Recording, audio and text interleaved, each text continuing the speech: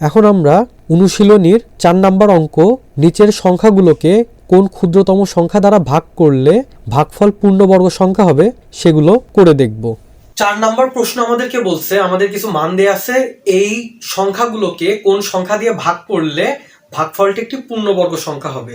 তাহলে আমরা একটু দেখার চেষ্টা করি। 4-এর ক নম্বর প্রশ্ন বলছে 972, এই সংখ্যাটিকে আমরা কোন ক্ষুদ্রতম সংখ্যা দ্বারা ভাগ করলে ভাগফল একটি পূর্ণবর্গ সংখ্যা হবে। তাহলে আমরা জানি গুণ ভাগের জন্য আমাদেরকে যে সংখ্যায় দেয়া থাক না কেন তার মৌলিক গুণনীয়কগুলো বের করা লাগবে। তাহলে আমরা যদি 972 এই সংখ্যাটিকে এখন এর মৌলিক গুণনীয়কগুলো বের করার চেষ্টা করি, তাহলে দেখব এই সংখ্যাটি হচ্ছে একটি জোড় সংখ্যা। যদি আমরা 2 দিয়ে ভাগ করি তাহলে মান পাবো 486। 486 এই সংখ্যাটি একটি জোড় সংখ্যা, ফলে আবার আমরা 2 দিয়ে ভাগ করতে পারবো। যদি 2 দিয়ে ভাগ করি তাহলে আমরা মান পাবো 243।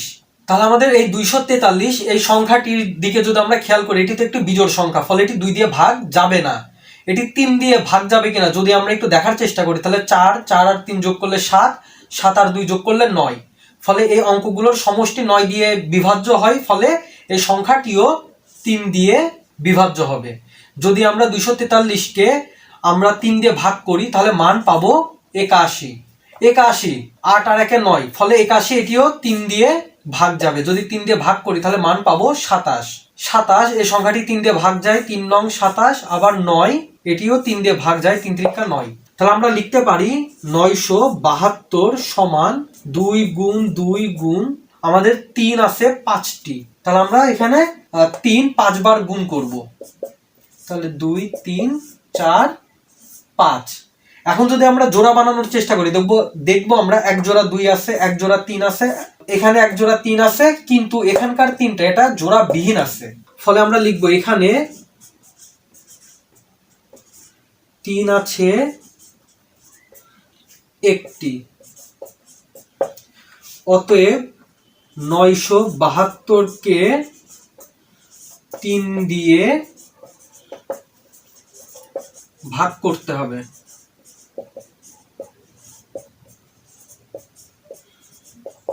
তাহলে আমাদের উত্তর আসবে 3। 4-এর খ নাম্বার প্রশ্ন আমাদেরকে বলছে 4056 এই সংখ্যাটিকে কোন ক্ষুদ্রতম সংখ্যা দিয়ে ভাগ করলে ভাগফল একটি পূর্ণবর্গ সংখ্যা হবে। তাহলে 4056 এই সংখ্যাটির মৌলিক গুণনীয়কগুলো আমাদেরকে বের করা লাগবে। তাহলে আমরা যদি এর মৌলিক গুণনীয়কগুলো বের করি তাহলে এর জন্য আমরা দেখছি এই সংখ্যাটি একটি জোড় সংখ্যা, ফলে এটি 2 দিয়ে ভাগ যাবে। যদি আমরা 2 দিয়ে ভাগ করি তাহলে মান পাবো 2028। 2028 এই সংখ্যাটি একটি জোড় সংখ্যা, ফলে একে যদি আমরা 2 দিয়ে ভাগ করি তাহলে আমরা মান পাবো 1014। 1014 এই সংখ্যাটিও একটি জোড় সংখ্যা, একে যদি আমরা আবার 2 দিয়ে ভাগ করি তাহলে মান পাবো 507। তাহলে 507 এটি তো একটি বিজোড় সংখ্যা, এটি 2 দিয়ে আর ভাগ যাবে না। তাহলে দেখবো এটি 3 দিয়ে ভাগ যাবে কিনা। 7 আর 5 যোগ করলে মান হয় 12, যা আসলে 3 দ্বারা বিভাজ্য হয়, ফলে 507 এটিও 3 দ্বারা ভাগ যাবে। যদি আমরা 3 দিয়ে ভাগ করি তাহলে আমরা মান পাবো 169।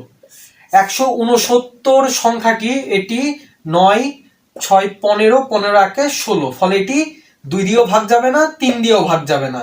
আসলে এই 169 এটি আসলে একটি পূর্ণবর্গ সংখ্যা, কে যদি আমরা 13 দিয়ে ভাগ করি তাহলে এর ভাগফল পাবো আমরা 13।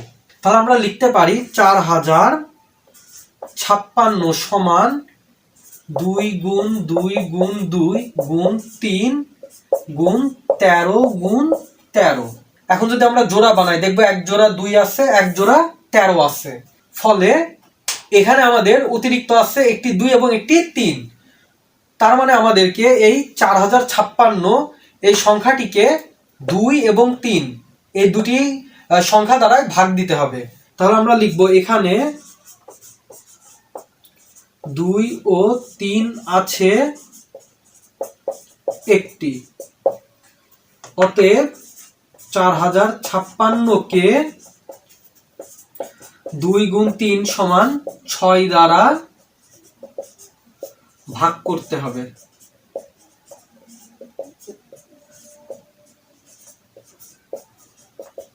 তাহলে আমাদের উত্তর হবে 6। 4-এর গ নাম্বার প্রশ্ন বলছে আমাদেরকে 21,952 এই সংখ্যাটিকে কোন ক্ষুদ্রতম সংখ্যা দ্বারা ভাগ করলে ভাগফল একটি পূর্ণবর্গ সংখ্যা হবে। তাহলে আমাদের অঙ্কটি করার জন্য প্রথমে এই সংখ্যাটির মৌলিক গুণনীয়কগুলো বের করতে হবে। তাহলে আমরা 21,952 এই সংখ্যাটা লিখলাম। দেখতেই পাচ্ছি এই সংখ্যাটি একটি জোড় সংখ্যা, ফলে এটি 2 দিয়ে ভাগ যাবে। 2 দিয়ে যদি আমরা ভাগ করি মান পাবো 10,976। 10,976 এই সংখ্যাটি একটি জোড় সংখ্যা। একে যদি আমরা 2 দিয়ে ভাগ করি তাহলে মান পাবো 5,488। এই সংখ্যাটিকে যদি এখন আমরা আবার 2 দিয়ে ভাগ করি তাহলে মান পাবো 2,744। এই সংখ্যাটি একটি জোড় সংখ্যা, তাহলে একে যদি আবার আমরা 2 দিয়ে ভাগ করি তাহলে মান পাবো 1372। এটি একটি জোড় সংখ্যা, যদি 2 দিয়ে ভাগ করি তাহলে আমরা মান পাবো 686।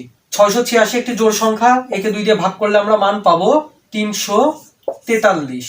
343 এই সংখ্যাটিকে এখন আমাদের ভাগ করতে হবে 7 দিয়ে, কারণ এটা 3 দিয়ে ভাগ যাবে না। যদি আমরা একটু যোগ করার চেষ্টা করি অঙ্কগুলো, 3 আর 3 যোগ করলে 6, 6 4 10, ফলে এদের সমষ্টি আসছে 10, যা 3 দ্বারা বিভাজ্য নয়, ফলে এটা 3 দিয়ে ভাগ হবে না। 7 দিয়ে যদি আমরা ভাগ করি তাহলে আমরা মান পাবো 49। আর 49 এই সংখ্যাটা আবার 7 দিয়ে ভাগ করা যায়, 7 7 49। ফলে আমরা এখন লিখতে পারি 21,952 সমান, এখানে আমাদের 2 আছে 6টি, 7 আছে 3টি। তাহলে আমরা এগুলো গুণ করে লিখবো। তাহলে আমরা 6টা 2 লিখবো এবং 7 লিখবো 3টা। তাহলে এখানে আমাদের যদি জোড়া বানাই তাহলে 2 আছে টোটাল, 3 জোড়া, 7 আছে 1 জোড়া। তাহলে ওখানে একটি 7 একা আছে। তাহলে আমরা লিখবো এখানে 7 আছে একটি। অতএব 21,952 কে 7 দিয়ে ভাগ করতে হবে।